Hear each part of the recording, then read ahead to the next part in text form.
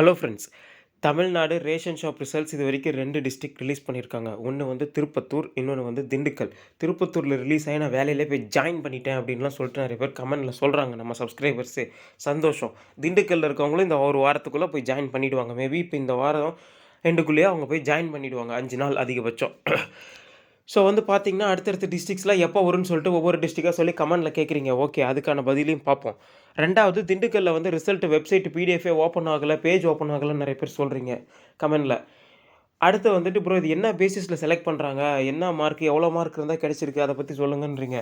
So இந்த மாரி வந்து நெறைய கேள்விகள். அதுக்கப்புறம் ரிசல்ட்ல வித்ஹெல்ட் கேட்டகரி திருப்பத்தூர்ல வரல. இதுல வந்திருக்கு. ஸோ நேத்து வீடியோலயும் நான் அத சொல்லியிருந்தேன். ஸோ அன்னைக்கு அத பத்தி கொஞ்சம் டீட்டெயிலாவே பார்ப்போம். ஸோ நீங்க திண்டுக்கல் மட்டும் இல்லங்க, மத்த டிஸ்ட்ரிக்ட்ஸ்லேருந்து பார்த்துட்டு இருந்தாலும் சரி, உங்களுக்கு இந்த வீடியோ யூஸ்ஃபுல்லா இருக்கும். ஏன்னா உங்களுக்கு இந்த வித்ஹெல்டுங்கிறது உங்க ரிசல்ட் வந்ததுக்கப்புறம் உங்களுக்கு புரியும். உங்க பேர் வந்து இப்ப ஸ்டார் போட்டு வித்ஹெல்டுன்னு வந்துருச்சுன்னா என்ன பண்றது? இப்ப நம்ம எல்லா டாக்குமெண்ட்டும் கூட சப்மிட் பண்ணியிருப்போம். ஆனா வித்ஹெல்டுன்னு வந்துருமே! ஸோ அது என்ன கேட்டகரி? அப்படின்னு சொல்லிட்டு நெறைய பேருக்கு குழப்பங்கள் இருக்கும். ஸோ திண்டுக்கல்லே ஏகப்பட்ட பேர் ப்ரோ என் பேர் இருக்கு, வித்ஹெல்டுன்னு இருக்கு. என்ன பண்றது தெரியல. நெறைய பேர் நான் செலக்ட் ஆயிட்டேன் அப்படின்லாம் சொல்றீங்க. அது ஓகே சந்தோஷம். இப்ப வந்துட்டு நம்ம அது என்னங்கிறது டீட்டெயிலா பார்த்துருவோம். வெப்சைட்டே ஓப்பன் ஆகல.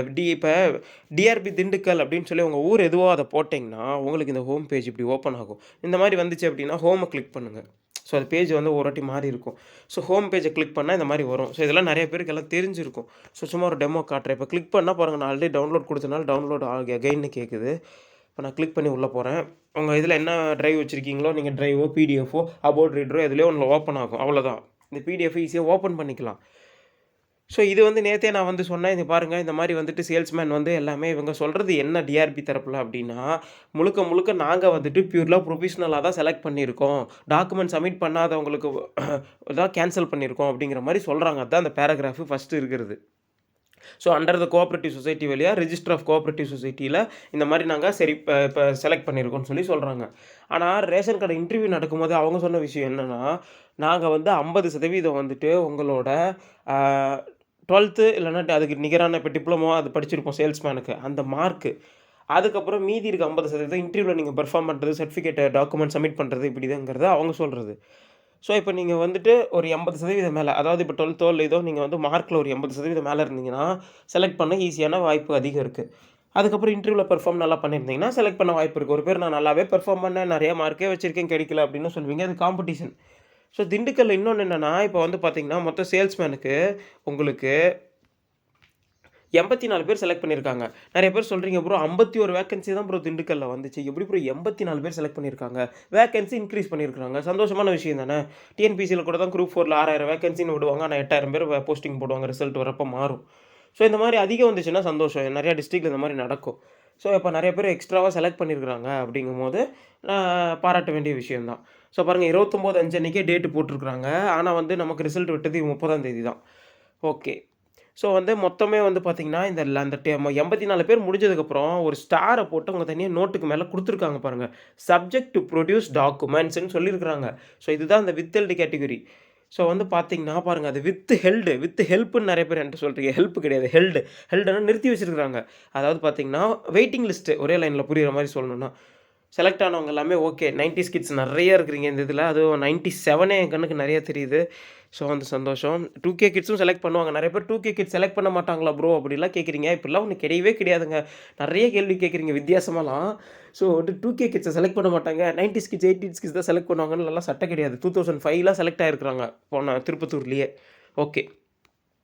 இந்த வித்தேல்டு இருக்கிறவங்க அந்த 5 பேர் மட்டும் படிச்சிடுறேனே. வித்தேல்டு பாருங்க. பி. மல்லேஸ்வரி அவங்க வித்தேல்டு. அதுக்கப்புறம் 2வது இதில வந்துட்டு பார்த்தீங்கன்னா, பி. பாப்பாத்தி. 3வது வந்து எஸ். முத்து. 4வது வந்துட்டு பி. ஆர்த்தி. அதாவது 1, 2, 3, 4 பேர் தான் வந்து சேல்ஸ்மேன்ல 4 பேர் வந்து வித் எல்டி மீதிலாம் செலக்டடு. ஸோ இந்த லிஸ்ட்ல உங்க பேர் இல்ல. நீங்க அப்ளை பண்ணியிருக்கீங்க. உங்க பேரு, date of birth, application number இல்லன்னா நீங்க செலக்ட் ஆகல. ஸோ வந்து அடுத்து செகண்ட் ரிசல்ட் வரும். இன்னொரு பிடிஎஃப் வெப்சைட்ல வரும். அப்புறமேட்டு உங்களுக்கு வீடு தேடி போஸ்ட் வரும். அப்பாயின்ட்மென்ட் ஆர்டர் வரும். இந்த மாரிலாம் சொல்லுவாங்க. அதெல்லாம் சும்மா. நான் சொல்றது என்னன்னா, ஒரு வாட்டி தான் ஒரு டிஸ்ட்ரிக்ட்க்கு ரிசல்ட் விடுவாங்க. இனிமே அடுத்த வேக்கன்சி கால்ஃபர் தான் விடுவாங்க. அது 1 வருஷம் அடுத்த வருஷத்துல வரும். ஸோ நான் என்ன சொல்றேன்னா, நீங்க செலக்ட் ஆகலன்னா, நீங்க அடுத்த வேலைய பார்த்துட்டு போயிட்டே இருக்கிறது பெஸ்ட்டு. நீங்க ரிசல்ட் வரும், இல்ல வந்து நம்ம வெயிட் பண்ணி பார்ப்போம். மறுபடியும் செகண்ட் ரிசல்ட் விடுவாங்க அப்படின்லாம் நம்பிட்டு இருக்காதீங்க. அதில ஏமாத்துவாங்க. நெறைய பேர் சொல்லுவாங்க. ஸோ அதெல்லாம் வந்து சும்மா. நான் ஓப்பனாகவே சொல்கிறேன். செகண்ட் ரிசல்ட்லாம் ஒண்ணு கிடையவே கிடையாது. 100% கிடையாது. ஸோ இருக்கா இல்லையான்னு நான் தெரிஞ்சுக்கிட்டு போகிறேன்ற விஷயமே இல்ல. ரிசல்ட்டு கிடையாது. ஓகே. ரிசல்ட்டு இப்போ திண்டுக்கலுக்கு விட்டுட்டாங்க. அடுத்தடுத்து எந்தெந்த டிஸ்ட்ரிக்ஸ்லாம் விடுவாங்க. ஸோ அடுத்து எந்த டிஸ்ட்ரிக்ட் விடுவாங்கங்கிறத விட, அடுத்தடுத்து விட ஆரம்பிச்சுருவாங்க. இது மட்டும் கன்ஃபார்மா தெரியுது. இப்போ இந்த டிஸ்ட்ரிக்ட் தான் வரும், இந்த டிஸ்ட்ரிக்ட் தான் வரும்னு நம்மளால சொல்ல முடியாது. அவங்க ப்ராசஸ் முடிய எது வேணா விடுவாங்க. ஸோ இப்போ வந்து நெறைய பேர் மதுரைக்குலாம் வரவே வராது. மழை வந்தாலும் திண்டுக்கலுக்கு தான் வருது.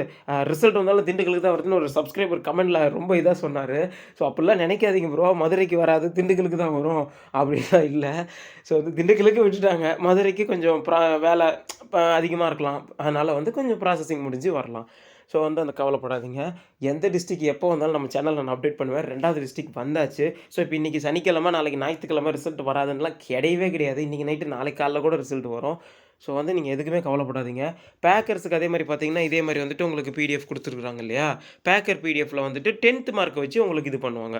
ஸோ ஒருத்தர் நான் பேக்கர்ல செலக்ட் ஆயிட்டேன் ப்ரோ, தேங்க்ஸ் ப்ரோ அப்படிலாம் சொல்லி சொன்னாரு.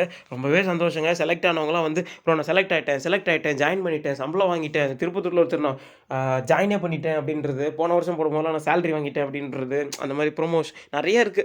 ஸோ அந்த மாரிலாம் இருக்கும்போது சொல்ல நமக்கு ரொம்ப சந்தோஷமா இருக்கும். பேக்கர்ல 12 பேர்ல ஒருத்தர் மட்டும் ராஜ் அப்படிங்கிறவர் மட்டும் வித்ஹெல்டு, மீதியெல்லாம் செலக்டடு. ஸோ இவங்க வந்து இன்டர்வியூ அப்போ டாக்குமெண்ட் ஏதாவது சப்மிட் பண்ணுறதுல மேபி ஏதாவது ஒரு தப்பு, இல்லைனா ஏதாவது ஒன்று இல்லாமல் இருக்கிறது, கொண்டு போகாமல் இருக்கிறது.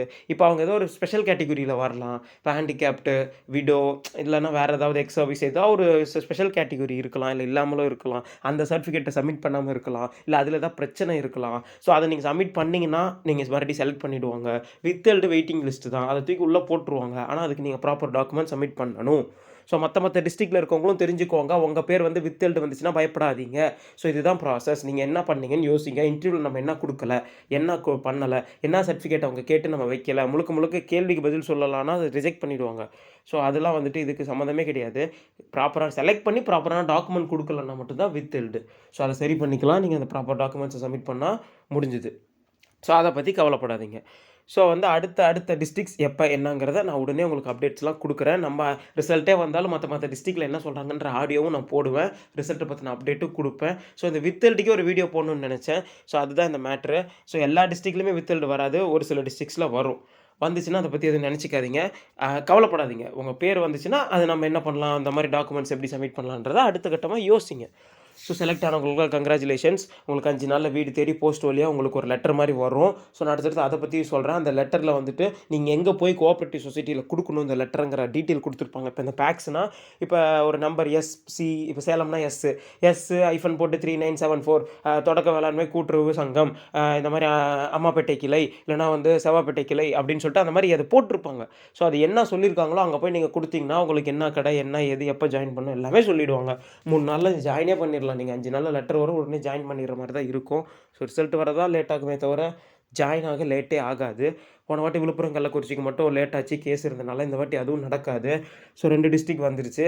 அடுத்து ஒரே நாளில் 3 டிஸ்ட்ரிக்ட் 4 டிஸ்ட்ரிக்ட் கூட வரும். ஸோ கவலைப்படாதீங்க. நான் சேனலில் ரெகுலராக அப்டேட் பண்ணுறேன். நம்ம சேனலில் ரெகுலராக ஃபாலோ பண்ணுங்கள். நம்ம சேனல் டிஎன்பிஎஸ்சி இனோவேஷன் சேனல். அடுத்த அப்டேட்டில் பார்க்கலாம். Thank you friends.